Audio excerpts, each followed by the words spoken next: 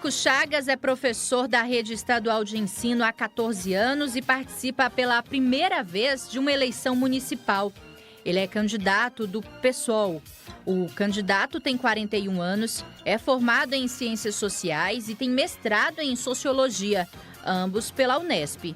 Filiado ao partido desde 2010, Marcos também é diretor do Sindicato dos Professores do Ensino Oficial do Estado de São Paulo, a POESP. É casado e não tem filhos. Boa noite. A pergunta vai para a atual prefeita. Pois não, 30 segundos. Primeiramente, gostaria de pedir licença para fazer uma audiodescrição. Sou um homem pardo, de cabelos compridos amarrados, alto, de barba semi-grisalha. Estou com uma camiseta amarela e com uma camisa de manga comprida por cima. A pergunta para a atual prefeita é a seguinte: qual que é a posição dela em relação às escolas cívico-militares? 1 minuto e meio, candidato. Bom, acho que todo mundo que já acompanha sabe, desculpe aqui, né? Vamos lá, voltando. Você que acompanha sabe que a educação foi um dos nossos grandes desafios, mas nós trabalhamos incansavelmente. São pelo menos 11 escolas, entre reformadas, ampliadas e entregues dentro do nosso governo. Obras que estavam paralisadas, pelo menos 4 escolas paralisadas e que hoje as obras estão acontecendo. Para quem não sabe, nós cumprimos um acordo com o Ministério Público que vinha de 2015. A cidade não cumpria o seu déficit nas creches, havia uma necessidade. Nós nos comprometemos, diferente de outras gestões, e cumprimos. A previsão era abrir 700 vagas até o final do ano. Nós cumprimos isso no mês de julho, ou seja, colocando mais crianças na sala de aula. Qualquer projeto que seja importante para abrir novas escolas, para educar ainda mais as nossas crianças, obviamente nós jamais seremos contrários a isso, até porque a gente tem escola para inaugurar, tem mais 600 novas vagas previstas para esse segundo semestre e começo do ano que vem, ou seja, há muito a ser feito. A educação, sem dúvida, foi uma das pastas que nós mais investimos na abertura de novas vagas para atender aqueles que mais precisam. 45 segundos, candidato. A prefeita lida, com esse tema, como lidou com os diversos temas durante essa gestão, não debatendo, não colocando sua posição de maneira clara. É um tema importante para a educação, justamente porque é usado por diversos políticos para distrair a população, para colocar para a população que vai melhorar a educação dessa forma, enquanto agem dilapidando, piorando a situação, cortando recursos. É uma estratégia de políticos que buscam a piora da educação. Este modelo é ilegal, este modelo já é colocado por todo mundo que estuda a educação, de que é um modelo que não melhora a educação e que nós precisamos sim focar em investimento, estrutura e valorização dos profissionais da educação.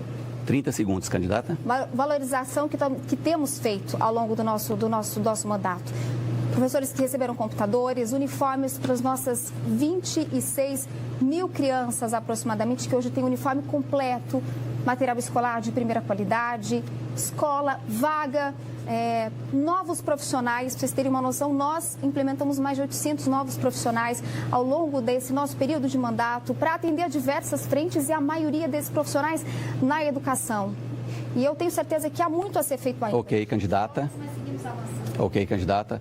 Vamos então para o intervalo. Eleições 2024, olho no candidato, olho no voto. No final do bloco anterior, a candidata Suelen Rossim pediu um direito de resposta com relação à fala do professor Marcos Chagas. O direito de resposta foi negado.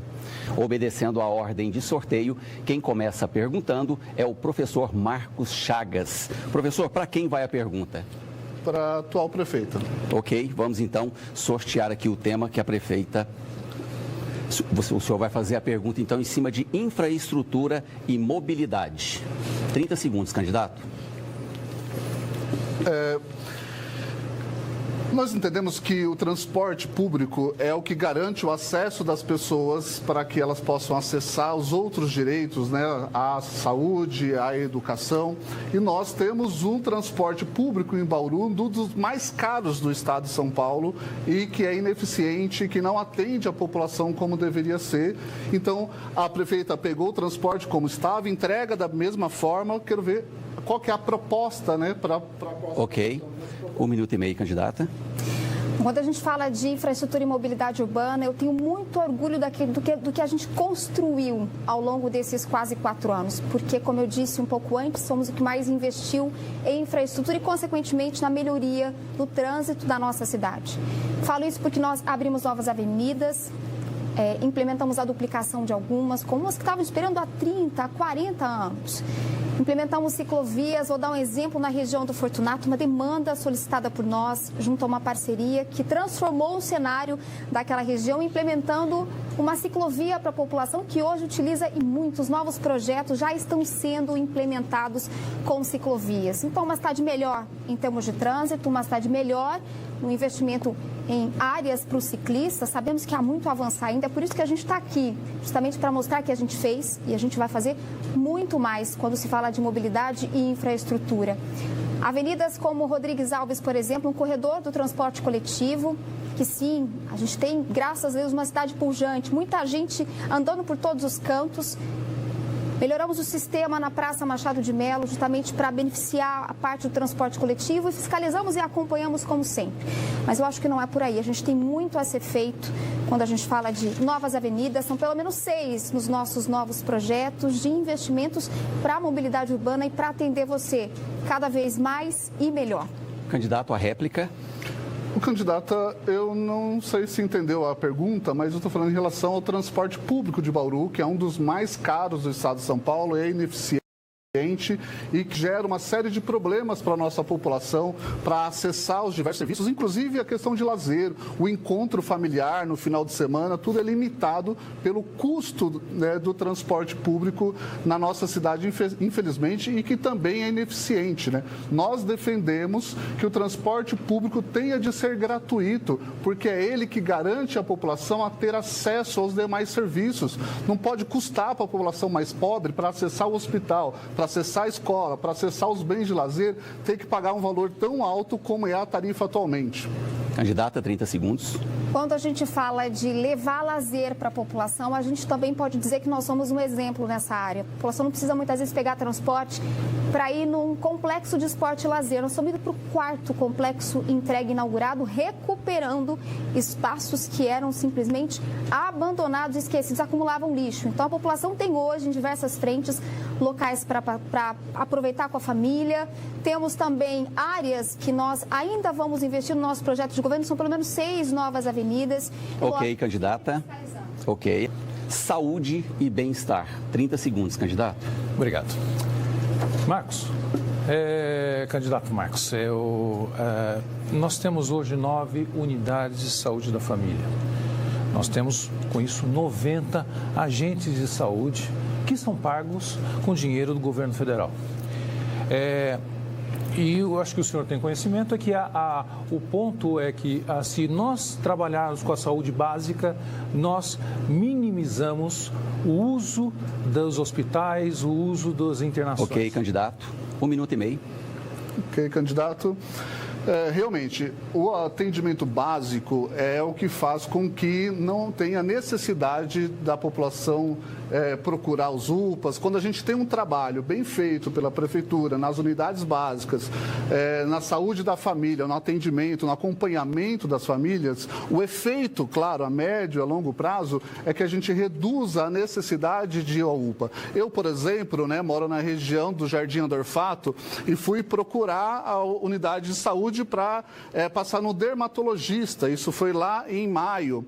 E aí, para poder passar no dermatologista, tem que passar no clínico geral. Então, o clínico geral, lá de maio, foi marcado para o final agora de julho.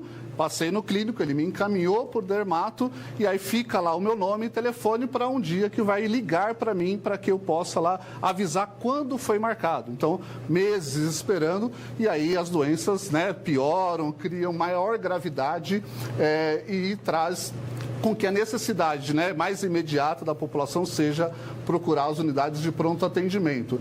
Eu conheço essa realidade, eu uso o serviço público, moro na periferia, sei muito bem como as pessoas estão sofrendo com essa realidade que a gente tem em Bauru e que lá na ponta leva à morte de pessoas, à perda de vidas na nossa cidade por conta da ineficiência da ação do poder público. A réplica. Candidato, ainda bem que o senhor não foi uma das mais de 70 pessoas que morreram na fila da UPA. Falta respeito pela nossa população. Falta respeito para você, que está aí do outro lado, que vai tentar na UPA, fica meses e meses para conseguir uma consulta. E aí eu pergunto, Marcos, de quem é a culpa? Perdão, tem mais 20 segundos. Sim. Eu me empolguei. A culpa não é da gestão, não é da forma de gerir uma unidade de saúde, na parte da saúde da população, que é responsabilidade da prefeitura.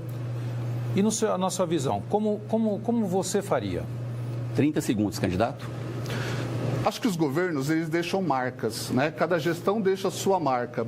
Essa gestão deixa a marca da morte, né? Foi o período em que a gente mais perdeu vidas em Bauru, desde quando assumiu até esse momento. Vidas que poderiam ser evitadas, as mortes, né, ter sido evitadas pela ação do poder público. Isso aconteceu na pandemia, quando a prefeita, inclusive, fez ato público, quando não podia, quando estava no auge da contaminação da Covid em Bauru, que, inclusive, levou à morte do Major Olímpio. Ok, candidato.